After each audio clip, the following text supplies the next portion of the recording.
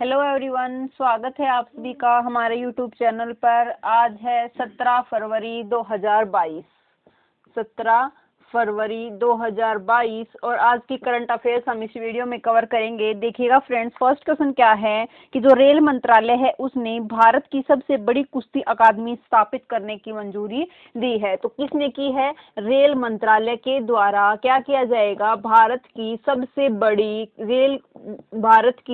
सबसे बड़ी कुश्ती अकादमी स्थापित की जाएगी। सबसे बड़ी कुश्ती अकादमी जो है ये स्थापित की जाएगी। और ये कहाँ पर की जाएगी? तो कुश्ती अकादमी स्थापित की जाएगी किशनगंज दिल्ली में। ये कुश्ती अकादमी स्थापित की जाएगी किशनगंज दिल्ली, ठीक है। और इसको अभी हाल ही में रेल मंत्रालय के द्वारा मंजूरी दे दी गई है। अब इसकी मंजूरी रेल मंत्रालय के द्वारा दी गई है तो जो हमारे रेल मंत्री हैं वो कौन है? अश्विनी वैष्णव हमारे रेल मंत्री हैं। और रेलवे बोर्ड के जो चेयरमैन है वो कौन, किसको नियुक्त किया गया है?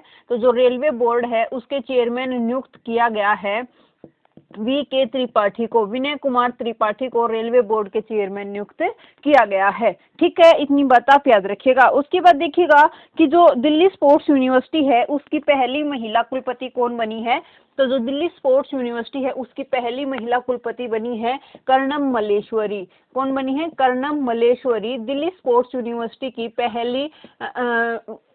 पहली कुलपति कौन बनी है? पहली महिला वाइस चांसलर कौन बनी है? तो कर्णम मल्लेश्वरी बनी है। कर्णम मल्लेश्वरी जो है इन्होंने सन 2000 में जो सिडनी ओलंपिक हुआ था उसके अंदर इन्होंने कौन सा पदक जीता था? तो कांस्य पदक इन्होंने जीतने का काम किया था। और इनका जो खेल है वो कौन सा है? तो इनका खेल है भारोत्तोलन, इनका खेल है, ठीक है। उसके बाद देखिएगा नेक्स्ट क्वेश्चन क्या है कि जो डॉल्फिन रिसर्च सेंटर है वो कहाँ पर है? डॉल्फिन रिसर्च सेंटर अगर आ जाए कि डॉल्फिन रिसर्च सेंटर कहाँ पर है, डॉल्फिन का सेंटर पूछा जाए तो ये है पटना बिहार में। कहाँ पर? डॉल्फिन का जो रिसर्च सेंटर वो कहाँ है? पटना बिहार में। और अगर आ जाए कि जो डुगोंग है, डुगोंग को क्या बोलते हैं? समुद्री गाय। डुगोंग संरक्षण केंद्र है वो कहाँ पर है? तो डुगोंग संरक्षण केंद्र है तमिलनाडु के अंदर, ठीक है। उसके बाद नेक्स्ट क्वेश्चन देखिएगा। नेक्स्ट क्वेश्चन क्या है हमारा? नेक्स्ट क्वेश्चन है कि जो ABJ शिपयार्ड लिमिटेड है, ABJ शिपयार्ड लिमिटेड है, ये क्या है? ये एक जहाज बनाने की कंपनी है। ABJ शिपयार्ड लिमिटेड ये क्या है? ये एक जहाज बनाने की कंपनी है, जहाज बनाते हैं ये। और इसने क्या किया है? इसने क्या किया है? इसका जो ये ABJ शिपयार्ड लिमिटेड है इसका जो हेडक्वार्टर है वो कहाँ पर है? तो इसका हेडक्वार्टर है मुंबई के अंदर। और इसने क्या किया? इसने 22,842 करोड़ का लोन लिया है। कितने का? 22,842 करोड़ का जो इसने क्या किया है? लोन लिया है। और ये जो लोन है ये कितने बैंकों से लिया है? इसने 28 बैंकों से इसने ये लोन लिया है। 22,842 करोड़ रुपए का लोन लिया है, ठीक है। और ये जो इसने ये इतने सारा लोन लिया है, इतने करोड़ रुपए का जो इसने लोन लिया है, ये इसने कहाँ पर इन्वेस्टमेंट किया है? इसका निवेश कहाँ पर किया है? तो ब्लैक मनी के रूप में इसने इस धन को यूज किया है। किसके रूप में? तो ब्लैक मनी के रूप में इसने इस धन को यूज किया है, ब्लैक मनी में यूज किया है, ठीक है। और जो ये 22,842 करोड़ रुपए इसने 28 बैंकों से ये जो लोन लिया है ABJ शिपयार्ड लिमिटेड ने, इसको इसने ब्लैक मनी के रूप में यूज किया है। और इसके लिए CBI जो है उसने इसकी जांच शुरू कर दी है। उसके बाद है कि जो इंसॉल्वेंसी एंड बैंकरप्सी कोड है ये कब आया था? जो इंसॉल्वेंसी एंड बैंकरप्सी कोड है ये सन 2016 के अंदर बनाया, 16 के अंदर स्थापित किया गया था, इसका गठन किया गया था। और जो दिवालिया और भगोड़े घोषित करने के लिए किसका गठन किया गया है? इंसॉल्वेंसी एंड बैंकरप्सी कोड का गठन किया गया है, ठीक है। उसके बाद जो है CVC कौन है? हमारे सेंट्रल विजिलेंस जो कमिश्नर है, सेंट्रल विजिलेंस कमिश्नर है। इसकी जो आयोग है इसकी किसकी सिफारिश पर जो इसकी स्थापना होती है? तो जो संथानम समिति है उसकी सिफारिश पर CVC की स्थापना होती है, ठीक है। मौद्रिक नीति समिति के अध्यक्ष कौन होते हैं? तो जो मौद्रिक नीति समिति है उसके अध्यक्ष कौन है? तो मौद्रिक नीति समिति के अध्यक्ष हैं गवर्नर ऑफ RBI। जो RBI के जो गवर्नर होते हैं वो मौद्रिक नीति समिति के अध्यक्ष हैं। और अभी हाल ही में इसमें मेंबर कितने हैं, तो 6 इसके अंदर मेंबर हैं। और इसकी जो रिपोर्ट है वो कितने में, तो 2 महीने में एक बार इसकी रिपोर्ट आती है, 2 मंथ में एक बार इसकी रिपोर्ट आती है, मतलब साल में 6 बार इसकी रिपोर्ट आती है। ठीक है। और जो वर्तमान में जो रेपो रेट है वो कितनी है, तो वर्तमान में जो रेपो रेट है ये कितनी है, 4% वर्तमान में रेपो रेट है। और जो रेपो रेट है ये हमेशा ज्यादा होती है रिवर्स रेपो रेट से। जो रिवर्स रेपो रेट होती है वो हमेशा ही कम होती है किससे, रेपो रेट से। ठीक है। और जो रेपो रेट है उसको हम क्या कहते हैं, रेपो रेट को ही पॉलिसी रेट भी कहा जाता है। और अब वर्तमान में कितनी है रेपो रेट या पॉलिसी रेट, तो 4% है वर्तमान में रेपो रेट। उसके बाद नेक्स्ट क्वेश्चन है हमारा कि हाल ही में ऑपरेशन परिवर्तन शुरू किया गया है। हाल ही में एक ऑपरेशन परिवर्तन नाम से एक कार्यक्रम शुरू किया गया है। ऑपरेशन परिवर्तन ये कहाँ पर शुरू किया गया है, तो ये आंध्र प्रदेश की गवर्नमेंट के द्वारा ये स्टार्ट किया, आंध्र प्रदेश की जो पुलिस है उसके द्वारा ये स्टार्ट किया है। ये और ये क्यों किया गया है, इसके तहत क्या किया जाएगा कि जो गांजे की जो खेती है, गांजे की जो खेती करते हैं उसको समाप्त करने के लिए, गांजे की खेती को रोकने के लिए, खेती को खत्म करने के लिए क्या शुरू किया गया है, ये ऑपरेशन परिवर्तन शुरू किया गया है गांजे की खेती को कम करने के लिए। ठीक है। और ये जो गांजा है इसका जो साइंटिफिक नेम है वो क्या है, तो इसका जो साइंटिफिक नेम है ये है कैनबिस इंडिका। कैनबिस इंडिका इसका साइंटिफिक नेम है गांजे का। और ये क्या होता है, ये एक पौधा होता है और इसका जो पौधा होता है इसकी पत्ती को रगड़ करके, जो इस पौधे की जो पत्ती होती है उनको पीस करके क्या बनाई जाती है, तो उनको पीस करके भांग बनाई जाती है। ठीक है। उनको पीस कर क्या बनाई जाती है, भांग बनाई जाती है। और जो बात आती है आंध्र प्रदेश की, तो जो आंध्र प्रदेश है यहाँ पर जो स्मार्ट पुलिसिंग इंडेक्स है, जो क्या है, स्मार्ट जो पुलिसिंग इंडेक्स है उसमें टॉप किसने किया है, तो स्मार्ट पुलिसिंग इंडेक्स में टॉप किया है किसने, आंध्र प्रदेश ने टॉप किया है। और जो वन रिपोर्ट आई थी, वन रिपोर्ट कौन से नंबर की थी, तो जो वन रिपोर्ट आई थी 2021 की वन रिपोर्ट आई है, ये कौन से नंबर की है, तो 70वें नंबर की है। और ये कहाँ कब से स्टार्ट हुई है, तो 1987 से ये स्टार्ट हुई थी। और कहाँ से आती है ये, तो देहरादून से ये रिपोर्ट आती है। और कितने सालों में, तो 2 साल में एक बार आती है, 2 साल में एक बार ये रिपोर्ट आती है। ठीक है। और ये इसमें जो इस रिपोर्ट के अनुसार जो वन क्षेत्रफल है उसमें सर्वाधिक वृद्धि कहाँ पर कौन से राज्य में नोट की गई, तो जो आंध्र प्रदेश है वहां पर इस वन क्षेत्रफल में सबसे ज्यादा वृद्धि नोट की गई। और वन क्षेत्रफल सबसे ज्यादा जो है वो कहाँ पर है, तो एमपी के अंदर है सबसे ज्यादा वन क्षेत्रफल। ठीक है। आंध्र प्रदेश के जो मुख्यमंत्री हैं वो कौन है, तो आंध्र प्रदेश के मुख्यमंत्री हैं जगनमोहन रेड्डी। और यहाँ पर जो गवर्नर हैं वो कौन है, विश्वभूषण हरिचंद्रन जी यहाँ के गवर्नर हैं। और जो विश्वभूषण हरिचंद्रन है उनको कौन सा अवार्ड दिया गया है, तो कलिंग रत्न अवार्ड से सम्मानित किया गया है किसको, विश्वभूषण हरिचंद्रन जी को। ठीक है। और जो ये जगन्नाथ स्मार्ट टाउनशिप योजना कहाँ पर स्टार्ट की गई है, तो आंध्र प्रदेश के अंदर ये जगन्नाथ स्मार्ट टाउनशिप योजना स्टार्ट की गई है। ठीक है। और देखिएगा कि जो ये ऑपरेशन अमानत है, ऑपरेशन हाल ही में ये ऑपरेशन चलाए गए थे, मैंने आपको बताई थी। तो ऑपरेशन जो अमानत है और एक ऑपरेशन आहट है, ये किसके द्वारा स्टार्ट किए गए हैं, तो जो ऑपरेशन अमानत है ये किस लिए स्टार्ट किया गया है कि जो भी रेलवे के अंदर जो सामान खो जाता है उस खोए हुए सामान को लौटाने के लिए कौन सा ऑपरेशन चलाया गया है, तो ऑपरेशन अमानत चलाया गया है।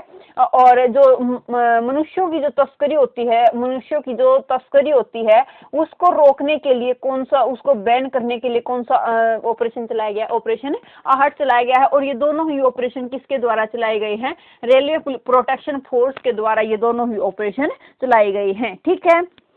आरपीएफ के द्वारा ये चलाए गए हैं। और जो आंध्र प्रदेश है यहाँ का क्लासिकल डांस कौन सा है, तो जो आंध्र प्रदेश है यहाँ का क्लासिकल डांस है कुचिपुड़ी। कुचिपुड़ी यहाँ का क्लासिकल डांस है। और इसी को हम क्या कहते हैं, इसी को थाल नृत्य या फिर मटकी नृत्य भी कहा जाता है, थाल नृत्य या मटकी नृत्य, क्योंकि इसमें थाल और मटकी का यूज किया जाता है कुचिपुड़ी नृत्य में। और ये कहाँ का क्लासिकल डांस है, तो ये आंध्र प्रदेश का क्लासिकल डांस है। ठीक है। टोटल क्लासिकल डांस कितने हैं, तो 8 टोटल क्लासिकल डांस है। और 6 टोटल क्लासिकल लैंग्वेज हैं। नेक्स्ट क्वेश्चन देखिएगा, नेक्स्ट क्वेश्चन क्या कहता है कि अभी हाल ही में क्या किया है, जो तुर्की है उसका नाम चेंज कर दिया गया है। जो तुर्की देश है उसका नाम चेंज कर दिया गया है, उसका नाम क्या कर दिया गया है, तुर्की इसका नाम कर दिया गया है। और इसका नाम किसके द्वारा चेंज किया गया है, तो इसका नाम तुर्की से तुर्की किया गया है। ये किसके द्वारा, यहाँ के जो प्रधान जो यहाँ के प्रेसिडेंट हैं, राष्ट्रपति हैं, रेसेप तैयप एर्दोगन। कौन है यहाँ के प्रेसिडेंट, रेसेप तैयप एर्दोगन यहाँ के क्या हैं, एर्दोगन यहाँ के प्रेसिडेंट हैं। और इनके द्वारा इसका जो नाम है, तुर्की का जो नाम है वो चेंज कर दिया गया है तुर्की, ठीक है। और तुर्की की कैपिटल क्या है, तुर्की की कैपिटल है अंकारा। अंकारा तुर्की की कैपिटल है। तुर्की की कैपिटल क्या है, तो अंकारा तुर्की की कैपिटल है। उसके बाद देखिएगा कि जो ये जो तुर्की है ये कहाँ कहाँ पर स्थित है, तो एशिया और यूरोप में, एशिया और यूरोप दोनों में स्थित है तुर्की, ठीक है।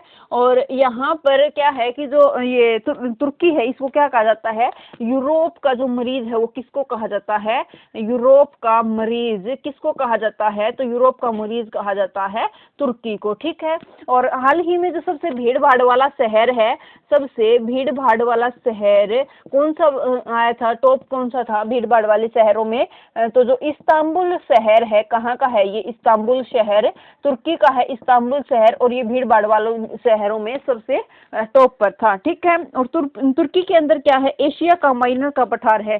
तुर्की के अंदर क्या है, एशिया माइनर का पठार है। एशिया माइनर का जो पठार है ये कहाँ पर है, माइनर का पठार ये कहाँ पर है, तो ये भी तुर्की के अंदर है। और इस एशिया माइनर के पठार को ही हम क्या कहते हैं, अनातोलिया का पठार भी इसी को कहते हैं, एशिया माइनर के पठार को।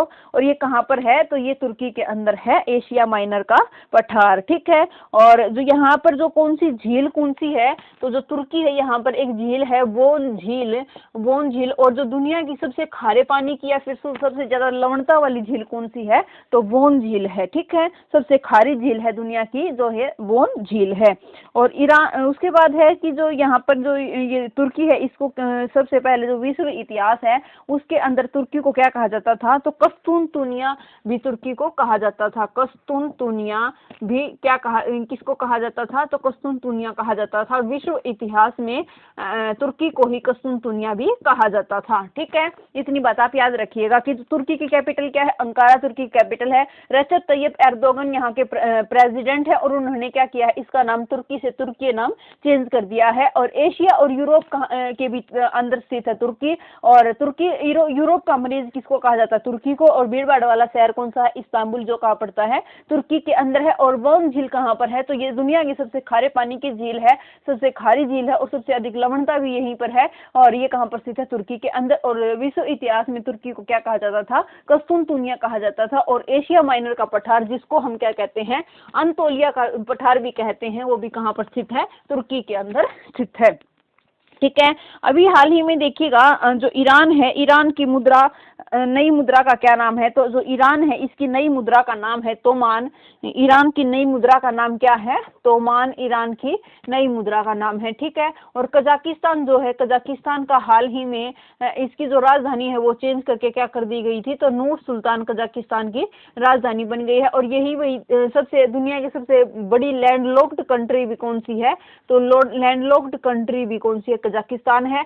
और अभी हाल ही में क्या हुआ था इसमें, तो जो ईंधन की कीमतें हैं वो बढ़ गई थी और उसके कारण जनता ने विरोध करना स्टार्ट कर दिया गया था। और यहाँ के जो प्राइम मिनिस्टर हैं उन्होंने यहाँ जो इस्तीफा दे दिया था। और यहाँ के जो प्रेसिडेंट हैं उन्होंने आपातकाल घोषित कर दिया गया था, ठीक है। और यहाँ के जो प्राइम मिनिस्टर बने कजाकिस्तान के, दोबारा से जो प्राइम मिनिस्टर बने वो कौन बने हैं, तो अली खान जो स्माइलोव हैं वो दोबारा से यहाँ के प्राइम मिनिस्टर बने हैं, कहाँ के, कजाकिस्तान के, ठीक है। और ये मध्य एशियाई देशों में से है। इतनी बात आप याद रखिएगा। उसके बाद नेक्स्ट देखिएगा कि जो कनाडा है उसमें 50 सालों के बाद पहली बार आपातकाल की घोषणा की गई है। जो कनाडा देश है इसकी राजधानी क्या है, बात आती कनाडा की, तो कनाडा की राजधानी क्या है, कनाडा की राजधानी है ओटावा। और यहाँ के पीएम हैं कौन, यहाँ के प्राइम मिनिस्टर कौन है, तो जस्टिन ट्रूडो, जस्टिन ट्रूडो यहाँ के क्या हैं, प्राइम मिनिस्टर हैं। और जस्टिन ट्रूडो ने क्या किया है कि 50 सालों के बाद 50 50 साल के बाद यहाँ पर पहली बार आपातकाल घोषित किया गया है। पहली बार क्या घोषित किया गया है? आपातकाल घोषित किया गया है, ठीक है। और 50 साल पहले भी जो आपातकाल घोषित किया था, ये किसने किया था? जो जस्टिन ट्रूडो, जो इन्हीं के पिता थे, वो कौन थे? तो इन्हीं के पिता थे जस्टिन ट्रूडो के पियरे ट्रूडो। उन्होंने 50 साल पहले लगाया था। पियरे ट्रूडो उन्होंने क्या कब लगाया था? 50 साल पहले आपातकाल लगाया था। और अभी उन्हीं के बेटे जस्टिन ट्रूडो ने यहाँ कनाडा के अंदर 50 साल के बाद पहली बार आपातकाल घोषित किया है, ठीक है। और ये आपातकाल घोषित क्यों किया गया है? क्योंकि यहाँ के जो ट्रक ड्राइवर हैं, यहाँ पर क्या हुआ था कि जो जितने भी ट्रक ड्राइवर हैं उनको वैक्सीनेशन के लिए, मतलब जो भी ट्रक ड्राइवर वैक्सीनेटेड नहीं होगा उसका ट्रक जब्त कर लिया जाएगा, उसको ट्रक नहीं चलाने दिया जाएगा, एंट्री नहीं मिलेगी उसके ट्रक को। तो इसीलिए क्या किया कि जो ट्रक ड्राइवर हैं उन्होंने ये वैक्सीनेशन को अनिवार्य करने का विरोध किया। इन्होंने क्या किया कि जो वैक्सीनेशन इन्होंने अनिवार्य कर दी है, कंपल्सरी कर दी है, उसका इन ट्रक ड्राइवरों ने विरोध किया। और इन ट्रक ड्राइवर्स ने ये विरोध किया, इसी को इन्होंने क्या नाम दे दिया? इसी को इन्होंने नाम दे दिया फ्रीडम कन्वॉय आंदोलन। फ्रीडम कन्वे आंदोलन इन्होंने इस जो ये ट्रक जो ड्राइवर हैं इन्होंने विरोध किया है वैक्सीनेशन को अनिवार्य करने का, इसी को नाम दे दिया फ्रीडम कन्वे आंदोलन। और इसी को लेकर जो कनाडा के प्राइम मिनिस्टर हैं जस्टिन ट्रूडो, उन्होंने 50 साल के बाद पहली बार आपातकाल लगा दिया है, ठीक है। और इसका जो प्रभाव है, इस आपातकाल का जो प्रभाव है, ये क्या प्रभाव पड़ेगा कि जो वहाँ की संघीय संस्था है, वहाँ की जो पार्लियामेंट्री जो संस्था, जो उनकी शक्ति है, पावर है, वो इंक्रीज हो जाएगी, वो बढ़ जाएगी, ठीक है। उसके बाद है कि जो विश्व की सबसे लंबी तटीय रेखा कौन से देश की है? तो विश्व की सबसे लंबी जो तटीय रेखा, सबसे लंबी तटीय रेखा कौन से देश की है? तो कनाडा की है सबसे लंबी, विश्व की सबसे लंबी तटीय रेखा। और विश्व का सबसे बड़ा लैंडलॉक्ड कंट्री कौन सा बताया? कजाकिस्तान, अभी हाल ही में बताया था मैंने, ठीक है। और विश्व के सबसे गेहूं की मंडी भी कहाँ पर है? विश्व की सबसे बड़ी गेहूं की मंडी, ये कहाँ पर है? तो ये है विनीपेग के अंदर। और विनीपेग कहाँ पर है? तो विनीपेग पड़ता है कनाडा में, ठीक है। विश्व की सबसे लंबी तटीय रेखा कौन सी देश की? कनाडा की। और विश्व की सबसे बड़ी गेहूं की मंडी कहाँ पर है? तो विनीपेग कनाडा के अंदर है, ठीक है। और जो ये अथावास का जो झील है, ये कहाँ पर है? तो अथावास का झील भी कनाडा के अंदर है। और ये किस लिए फेमस है? तो अथावास का झील यूरेनियम के भंडार के लिए फेमस है, अथावास का झील, ठीक है। और जो कनाडा और यूएसए है, ऊपर कनाडा है और नीचे यूएसए है, और इनके बीच में कौन सी जो रेखा है वो है? तो 49th पैरेलल जो है वो इनके बीच में सीमा बनाती है। और यहाँ पर कौन सी है? तो जो वो 5 झीलें हैं, 5 जो महान झीलें हैं, वो कहाँ पर स्थित है? ह्यूमेरियन, मिशिगन और वो वाली जो झीलें हैं वो कहाँ पर स्थित हैं? तो ये इस 49th पैरेलल के एरिया वाले में स्थित हैं, ठीक है। और जो उसके बाद देखिएगा बात आती है कि जो मॉन्ट्रियल है, मॉन्ट्रियल प्रोटोकॉल हुआ था, एक मॉन्ट्रियल प्रोटोकॉल। तो जो मॉन्ट्रियल जो ये शहर है, जगह है, ये कहाँ पर है? तो मॉन्ट्रियल कनाडा के अंदर है। और ये कब होता है? तो 16 सितंबर 1987 को ये प्रोटोकॉल होता है। और ये प्रोटोकॉल किस लिए किया जाता है? तो जो ओजोन परत है उसके संरक्षण के लिए कौन सा प्रोटोकॉल किया जाता है? मॉन्ट्रियल प्रोटोकॉल किया जाता है। किसके संरक्षण के लिए? तो ओजोन परत के संरक्षण के लिए किया जाता है। 16 सितंबर 1987 को ये प्रोटोकॉल किया जाता है। और जो मॉन्ट्रियल है उस वहीं पर किसका हेडक्वार्टर है? तो जो वाडा है, वर्ल्ड एंटी डोपिंग एजेंसी जो है, इसका जो हेडक्वार्टर है ये कहाँ पर है? तो मॉन्ट्रियल के अंदर है, वाडा का हेडक्वार्टर। और जो नाडा है, national anti doping agency, Bharat के अंदर है, जो इसका जो हेडक्वार्टर है वो कहाँ पर है? तो इसका हेडक्वार्टर है दिल्ली के अंदर, ठीक है। बात आती है कि अभी हाल ही में जो ये आपातकाल लगाया गया है कनाडा के अंदर 50 साल के बाद आपातकाल लगाया गया है, तो आपातकाल का जो वर्णन है ये कौन से अनुच्छेद के तहत है? तो आपातकाल जो है ये आर्टिकल 352 के तहत आपातकाल लगाया जाता है। और आर्टिकल 356 के तहत आपातकाल लगाया जाता है। और आर्टिकल 360 के तहत आपातकाल लगाया जाता है। तो जो आर्टिकल 352 है इसके तहत लगाई जाती है नेशनल इमरजेंसी, राष्ट्रीय आपातकाल जो है ये आर्टिकल 352 के तहत लगाया जाता है। और इस आर्टिकल के कौन से 3 आधार हैं जो जिनका वर्णन अभी संविधान में है, लेकिन मूल संविधान में इनका वर्णन नहीं था। जो अभी हाल ही में 3 आधार हैं इसके, वो कौन कौन से हैं? अगर किसी के साथ युद्ध हो जाए तो इस राष्ट्रीय आपातकाल को आर्टिकल 352 के तहत लगाया जाता है। और अगर कोई बाह्य आक्रमण हो जाए तो भी इस आर्टिकल को यूज किया जा सकता है। और अगर थर्ड है कौन सा? सशस्त्र विद्रोह भी इस ये 3 जो आधार हैं इनके तहत आर्टिकल 352 के द्वारा राष्ट्रीय आपातकाल घोषित किया जा सकता है। और ये राष्ट्रीय आपातकाल किसके द्वारा घोषित किया जाता है? तो राष्ट्रपति के द्वारा ये आपातकाल लगाया जाता है। राष्ट्रपति के पास इसकी पावर होती है, ठीक है। और जो ये सशस्त्र विद्रोह है, ये इससे पहले कौन सी जो इसकी जगह पर कौन सा शब्द था? तो इसका शब्द था आंतरिक अशांति। इसके स्थान पर शब्द था जिसका उपयोग किसने किया था? 1975 के अंदर इसका जो उपयोग किया था वो इंदिरा गांधी के द्वारा किया गया था। और उसने आंतरिक अशांति के चलते राष्ट्रीय आपातकाल घोषित कर दिया था। और उसके बाद जो 44th अमेंडमेंट होता है 1978 के अंदर, उसमें इसको चेंज कर क्या कर दिया गया है? सशस्त्र विद्रोह इसको कर दिया जाता है। अब इसको याद कैसे रखेंगे कि 4 4 8, तो इसके लास्ट में भी 8 है। और जो 42वां संविधान संशोधन है वो कब होता है? 1966 में 76 में। तो ये 4 to 6 और यहाँ पर भी 6, तो इसको आप ऐसे याद रख सकते हैं, ठीक है। उसके बाद नेक्स्ट देखिएगा, नेक्स्ट है आर्टिकल 356। और ये कितनी बार लगा है? तो अब तक ये 3 बार लगा है। राष्ट्रीय आपातकाल आर्टिकल नंबर 352 का जो यूज हुआ है ये अब तक 3 बार हुआ है। और इसके 3 ही आधार हैं, युद्ध हो जाए, या आक्रमण हो जाए, या फिर सशस्त्र विद्रोह हो जाए। ये आप जरूर याद रखना कि इसके स्थान पर जो मूल संविधान था हमारा, उसमें कौन सा वर्ड ऐड था? सशस्त्र विद्रोह ये बाद में ऐड हुआ है। इससे पहले यहाँ पर आंतरिक अशांति जो शब्द था ये ऐड था। और 1978 44th अमेंडमेंट जो है उसके तहत ये सशस्त्र विद्रोह इसमें ऐड किया गया है। उसके बाद देखिएगा कि आर्टिकल जो 356 है इसका ये क्या है कि जो राज्य में जो आपातकाल लगता है, स्टेट इमरजेंसी जो है, मतलब जिसको हम बोलते हैं राष्ट्रपति शासन, जिसको क्या बोलते हैं? राष्ट्रपति शासन, ये किस आर्टिकल के तहत लगता है? तो 356 के तहत ये लगता है। और इसका यूज जो है ये कितनी बार हो चुका है? तो 100+ बार इसका यूज हो चुका है। सबसे पहले जो ये इसका यूज किया गया था तो कौन से राज्य में किया गया था? सबसे पहले इसका यूज पंजाब के अंदर किया गया था, आर्टिकल 356 का यूज। और सबसे ज्यादा समय के लिए भी पंजाब के अंदर ही इसका यूज किया गया है।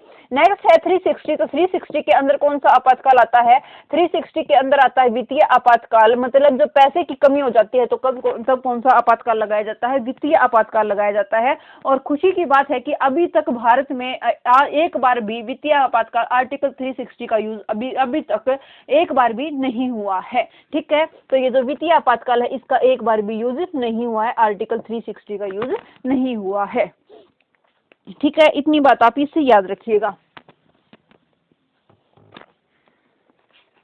उसके बाद नेक्स्ट क्वेश्चन चलते हैं। नेक्स्ट क्वेश्चन क्या है हमारा?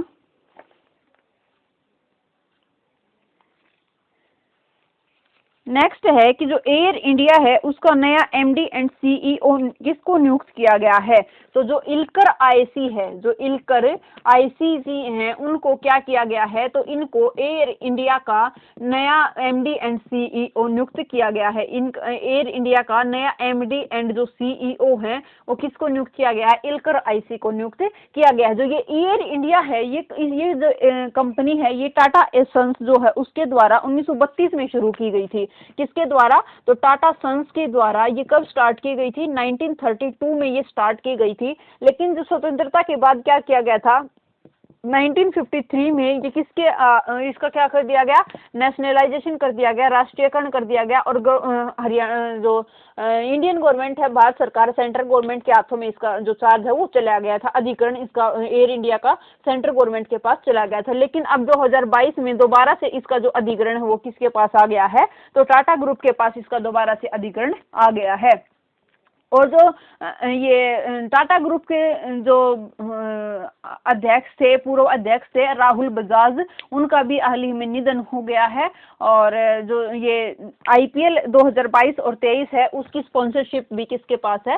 टाटा ग्रुप के पास है। और जो रतन टाटा जी हैं, उनको कौन सा पुरस्कार दिया गया है? तो असम वैभव पुरस्कार से सम्मानित भी रतन टाटा को किया गया है। ठीक है। और उसके बाद नेक्स्ट देखिएगा कि जो CBSE है, उसके नए अध्यक्ष का किसको बनाया गया है?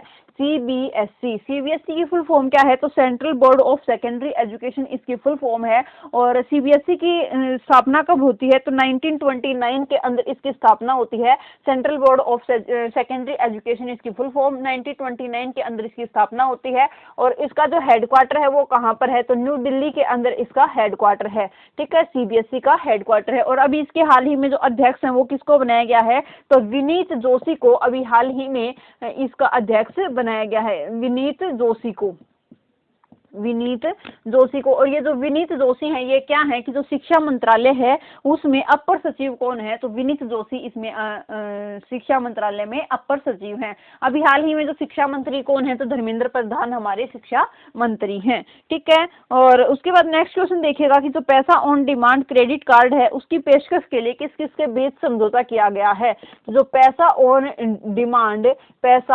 डिमांड ये क्या है? ये एक क्रेडिट कार्ड है। ये क्या है? एक क्रेडिट कार्ड है। और इसकी पेशकश के लिए किस किस के बीच समझौता हुआ है? तो इसकी पेशकश के लिए भी समझौता हुआ है पैसा बाजार और जो RBL बैंक है।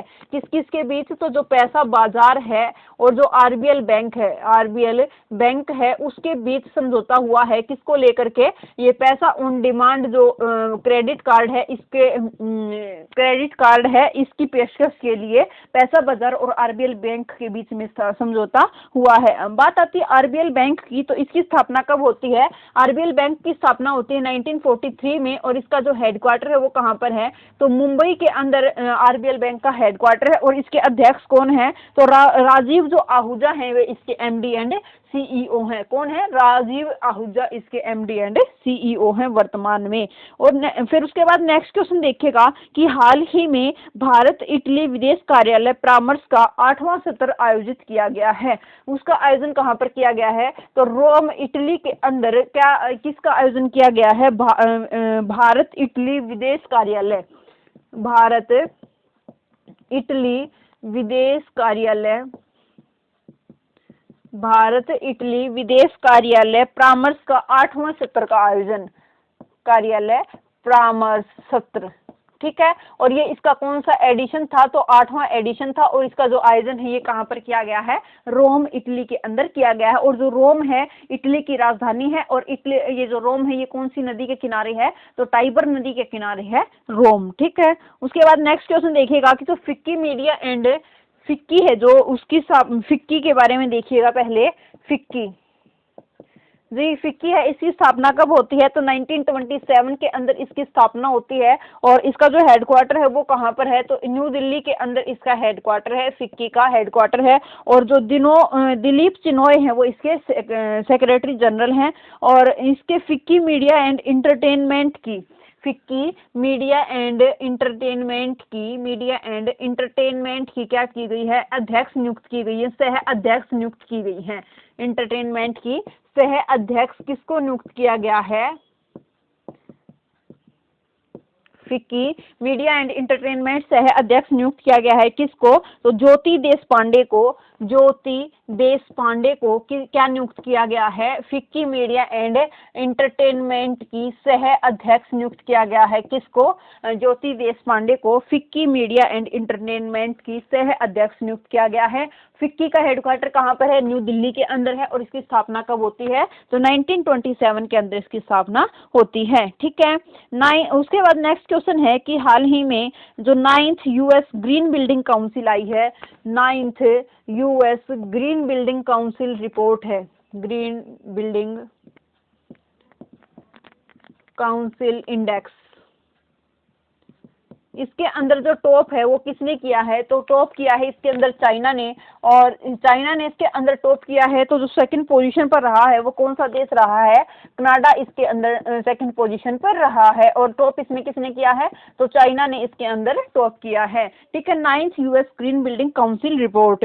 और जो ये है, ये जो रिपोर्ट है इसके अंदर जो रैंक आई है ये कैसी है कि जो भी स्वस्थ है, टिकाऊ है और लचीला भवन डिजाइन जो तैयार कर रहे हैं, डिजाइन तैयार करने के क्षेत्र में जो देश अग्रणी कार्य कर रहे हैं उनके लिए उनका एक रैंक निकाला गया है। और उस रैंक में टॉप किसने किया है, तो चाइना ने उसके अंदर टॉप किया है। और इसके अंदर सेकंड पोजीशन पर कौन है, तो कनाडा इसके अंदर सेकंड पोजीशन पर है। और कनाडा के जो यहाँ पर जो इसकी राजधानी है कनाडा की वो है ओटावा, और यहाँ के जो प्राइम मिनिस्टर हैं वो कौन है, जस्टिन ट्रूडो यहाँ के प्राइम मिनिस्टर हैं। उसके बाद बात आती है चाइना की, तो चाइना के राजधानी क्या है, बीजिंग चाइना की राजधानी है। और यहाँ के जो जी जिनपिंग यहाँ पर सरकार है। ठीक है, और जो बीजिंग है वहाँ पर अभी 2022 के जो शीतकालीन ओलंपिक हैं जिनके उद्घाटन और समापन का जो राजनयिक बहिष्कार है वो किसके द्वारा किया गया था, भारत के द्वारा इसका राजनयिक बहिष्कार किया गया था शीतकालीन ओलंपिक का। और इसके अंदर क्या है कि जो आरिफ खान है ओलंपिक,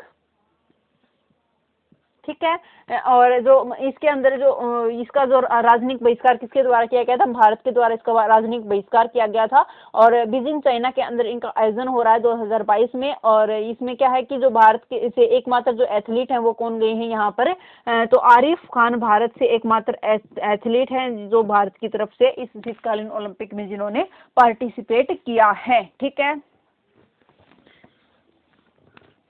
उसके बाद नेक्स्ट देखिएगा कि जो कला रामचंद्रन है वो क्या नियुक्त की गई है, कला रामचंद्रन।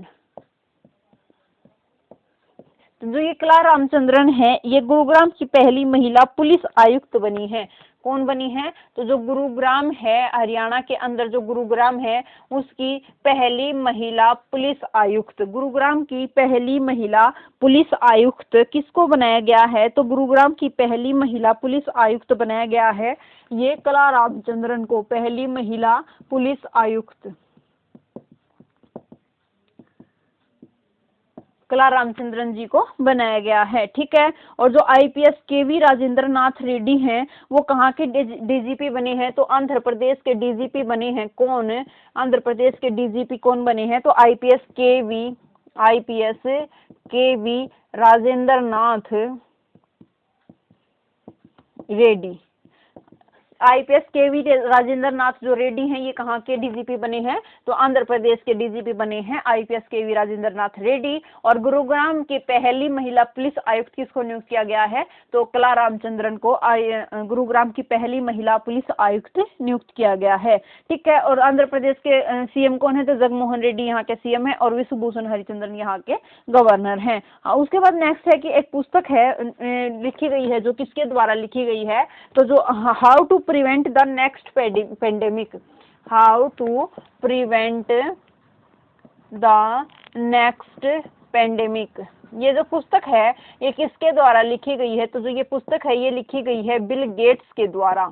बिल गेट्स के द्वारा कौन सी पुस्तक लिखी गई है, तो बिल गेट्स के द्वारा लिखी गई है how to prevent the next pandemic.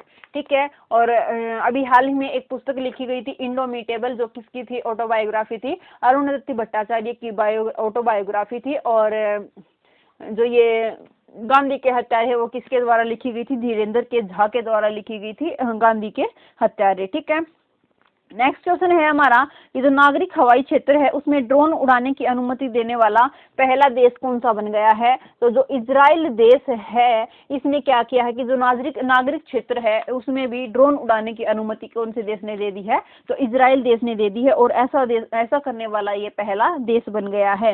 बात आती है इजराइल की, तो इजराइल की जो कैपिटल है वो क्या है, तो यरूशलेम यहाँ की कैपिटल है। और यहाँ का जो प्राइम मिनिस्टर, यहाँ की जो मुद्रा है वो क्या है, तो न्यू शेकेल यहाँ की मुद्रा है।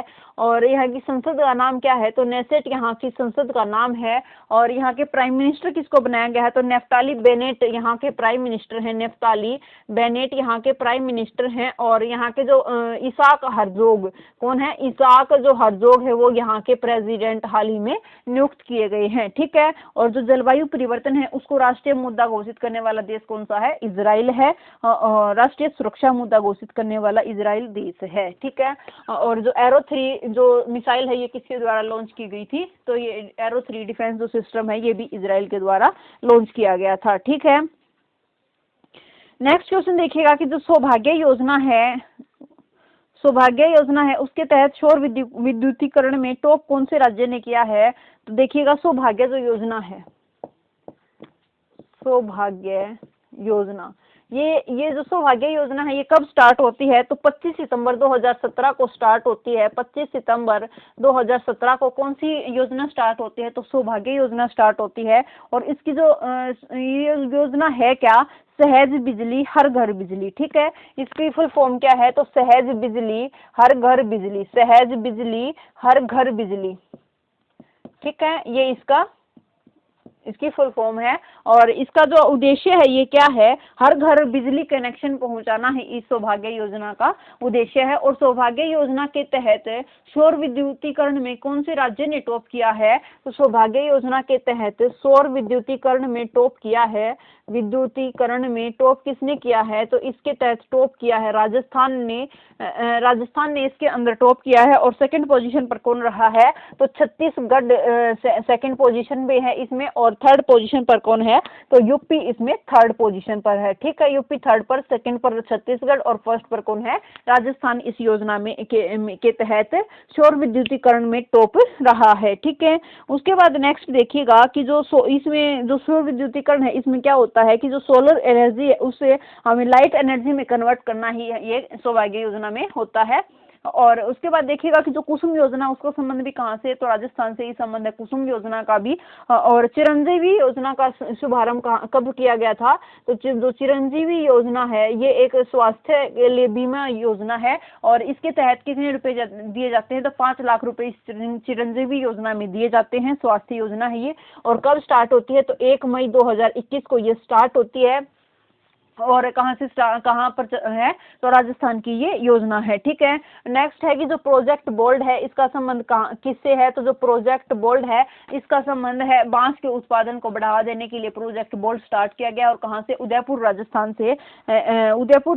से ही ये प्रोजेक्ट बोल्ड स्टार्ट किया गया है, ठीक है, बांस उत्पादन को बढ़ावा देने के लिए। और जो कल्याण सिंह है उनका संबंध कहाँ से है, तो जो कल्याण सिंह है उनको क्या मिला है, तो 2022 का जो पद्म विभूषण अवार्ड है वो किसको दिया गया है, तो जो 2022 का पद्म विभूषण अवार्ड दिया गया कल्याण सिंह को। ये क्या है, ये यूपी के सीएम रह चुके हैं। और राजस्थान के गवर्नर कौन रह चुके हैं, तो राजस्थान के गवर्नर रह चुके हैं कल्याण सिंह। और अभी हाल ही में राजस्थान के गवर्नर कौन है, तो कलराज मिश्र राजस्थान के गवर्नर हैं। और अशोक गहलोत यहाँ के सीएम हैं, ठीक है, वर्तमान में। और उसके बाद नेक्स्ट देखिएगा कि जो पद्म विभूषण है 2022 में वो कितने व्यक्तियों को दिया गया है, तो 4 व्यक्तियों को पद्म विभूषण अवार्ड दिया गया है। फर्स्ट इज कल्याण सिंह को दिया गया है, प्रभा अन्य को दिया गया है। कल्याण सिंह का संबंध कहाँ से, यूपी से। प्रभा अन्य का संबंध है महाराष्ट्र से। और जनरल विपिन रावत को भी दिया गया जिनका संबंध कहाँ से, उत्तराखंड से है।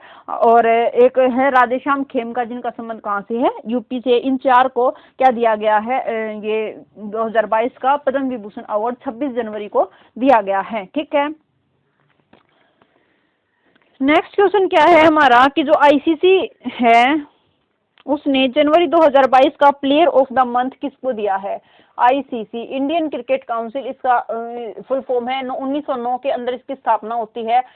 दुबई यूएई संयुक्त अरब अमीरात के अंदर इसका हेडक्वार्टर है। और ग्रेग बर्कले जो है वो इसके हेड हैं, ठीक है। अध्यक्ष कौन है इसके, ग्रेग बर्कले इसके वर्तमान में अध्यक्ष हैं। यूएई की बात आती है तो विश्व की पहली पेपरलेस सरकार कहाँ की है, तो विश्व की पहली पेपरलेस सरकार भी कहाँ की है, यूएई की, संयुक्त अरब अमीरात की है। गोल्डन वीजा कौन जारी करता है, तो गोल्डन वीजा कितने सालों के लिए, तो गोल्डन वीजा होता है 10 साल के लिए, और कौन सी सरकार जारी करती है, तो यूएई की सरकार ही जारी करती है golden visa. T20 world cup और आईपीएल का आयोजन कहाँ पर किया गया था, तो T20 वर्ल्ड कप और जो आईपीएल है 2021 का, उसका आयोजन कहाँ पर किया गया था, यूएई संयुक्त अरब अमीरात के अंदर इसका आयोजन किया गया था। T20 वर्ल्ड कप में जो ये विनर है वो कौन रही थी, तो ऑस्ट्रेलिया इसके अंदर विनर रही थी, किसको हराकर, न्यूजीलैंड को हराकर ऑस्ट्रेलिया विनर थी। और आईपीएल के अंदर जो चेन्नई सुपर किंग्स है वो इसमें विनर रही थी, और इसका जो 14वां संस्करण है वो आईपीएल का 2021 के अंदर आयोजित किया गया था। ठीक है, उसके बाद क्या है कि जो आईसीसी है उसने क्या किया है, अभी हाल ही में जनवरी 2022 का प्लेयर ऑफ द मंथ किसको दिया है, आईसीसी ने जनवरी 2022 का जो प्लेयर ऑफ द मंथ है ये किसको दिया है, प्लेयर ऑफ द मंथ, तो ये किसको दिया है, कीगन पीटरसन को, कीगन पीटरसन को ये दिया है जनवरी 2022 का player of the month award दिया है। देखिएगा कि जो आईसीसी ने जनवरी 2021 में पहला प्लेयर ऑफ द मंथ किसको दिया था, तो जो जनवरी 2021 में पहला प्लेयर ऑफ द मंथ दिया गया था ऋषभ पंत को जनवरी 2021 में पहला player of the cricket month award दिया गया था। ठीक है, आईसीसी वुमेन वनडे क्रिकेटर कौन बनी है, तो जो स्मृति मंधाना है वो क्या बनी है, तो आईसीसी वनडे क्रिकेटर वुमेन बनी है, women cricketer of the year बनी है कौन, स्मृति मंधाना। ठीक है, पीआर श्रीजेश कौन है, तो पीआर श्रीजेश हैं ये गोलकीपर हैं और इन्होंने क्या किया है, मेजर ध्यानचंद जो अवार्ड है 2021 का वो इनको दिया गया है पीआर श्रीजेश को, और मनप्रीत सिंह को, दो ये हॉकी से बिलोंग करते हैं जिनको कि ये पीआर श्रीजेश और मनप्रीत सिंह को 2021 का मेजर ध्यानचंद अवार्ड दिया गया है। और जो मिताली राज हैं क्रिकेटर हैं ये, इनको भी कौन सा अवार्ड दिया गया है, तो मिताली राज जो हैं क्रिकेटर हैं इनको भी मेजर ध्यानचंद अवार्ड 2021 का दिया गया है। ठीक है, पीआर श्रीजेश जो हैं इनको कौन सा अवार्ड दिया गया है, तो world games athlete of the award भी किसको दिया गया है, world games athlete of the year का अवार्ड किसको दिया गया है, एथलीट ऑफ द ईयर का जो अवार्ड है ये दिया गया है पीआर श्रीजेश को। और यही जो अवार्ड है ये पहला 2019 के अंदर दिया गया था, और 2019 में ये अवार्ड किसको मिला था, तो रानी रामपाल को world games athlete of the year दिया गया था 2019 के अंदर, और वो पहला था। दूसरा किसको दिया गया, पीआर श्रीजेश को 2021 में। ठीक है, इतनी बात आप याद रखिएगा। और एजाज जो 2022 में इसको कौन सा अवार्ड दिया गया पीआर श्रीजेश को, तो पद्म श्री अवार्ड दिया गया है पीआर श्रीजेश को। ठीक है, 2022 में। और जो एजाज पटेल है ये क्या है, तो एजाज पटेल हैं ये, इनको दिसंबर 2021 जो है उसका cricket player of the month दिया गया था एजाज पटेल को। और ये कहाँ के प्लेयर हैं, तो न्यूजीलैंड के बॉलर हैं एजाज पटेल। इन्होंने एक ही मैच के अंदर 10 विकेट लिए थे, कौन सी टीम के खिलाफ, तो जो भारतीय इंडियन क्रिकेट टीम है इसके खिलाफ इन्होंने एक मैच में 10 विकेट लिए थे एजाज पटेल ने। ठीक है, मुंबई के अंदर इनका जन्म होता है और न्यूजीलैंड के ये बॉलर हैं। नेक्स्ट क्वेश्चन देखिएगा कि जो मेदराम जात्रा त्योहार है ये कहाँ पर मनाया गया है, मेदराम जात्रा त्योहार ये कहाँ पर मनाया गया है, तो जो ये त्योहार है ये मनाया गया है तेलंगाना के अंदर।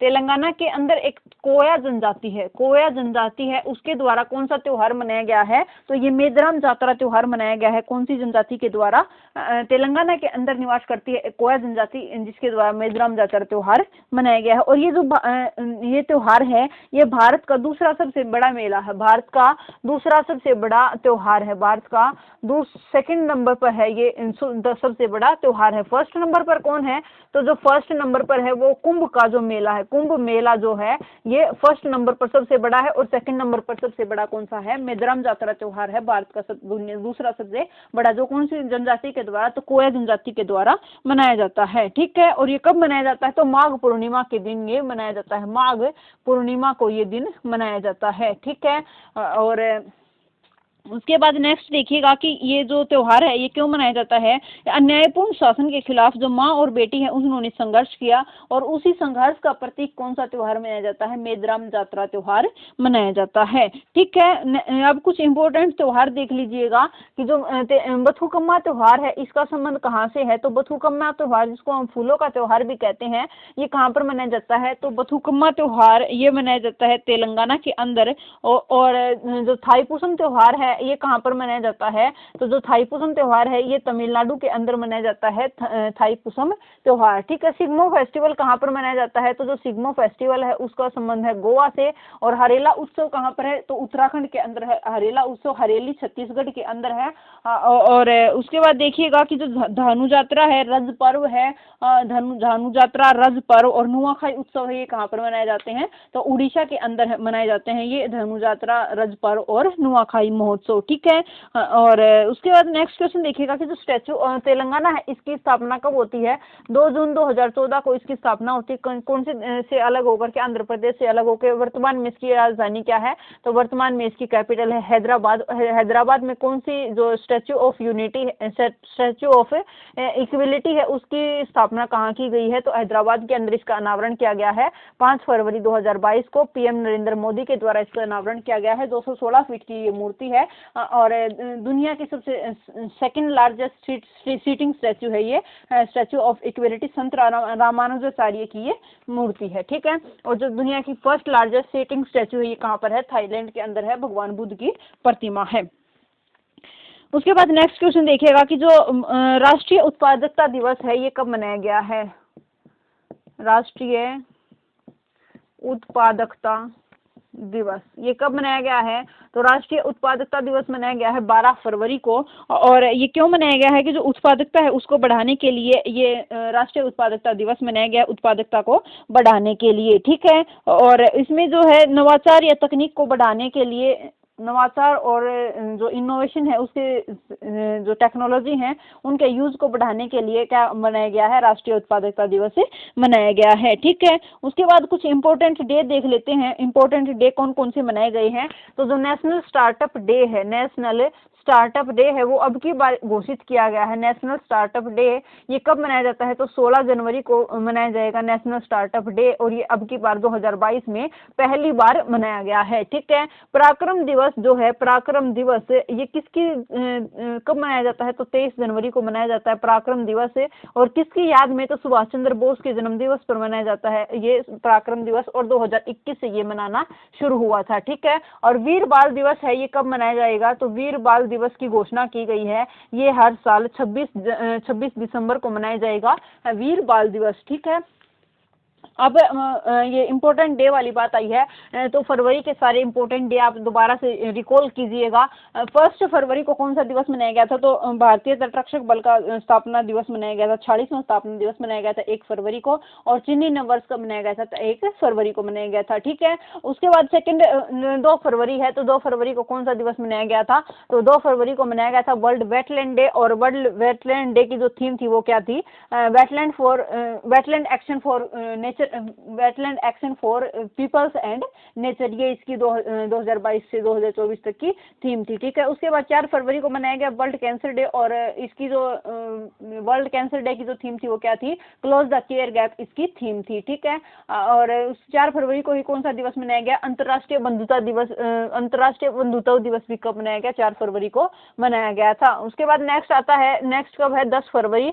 10 फरवरी को क्या मनाया गया, दलहन दिवस कब मनाया गया, 10 फरवरी को मनाया गया। और 12 फरवरी को कौन सा दिवस मनाया गया, राष्ट्रीय उत्पादकता दिवस 12 फरवरी को मनाया गया।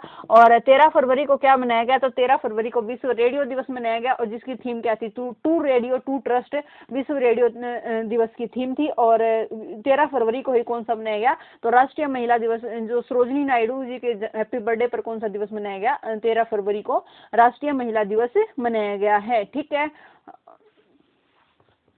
ठीक है फ्रेंड्स, आज के लिए इतना ही, मिलते हैं नेक्स्ट वीडियो में। आपको वीडियो कैसी लगी लाइक शेयर और कमेंट करके ज़रूर बताइएगा। थैंक यू फ्रेंड्स, मिलते हैं, बाय बाय।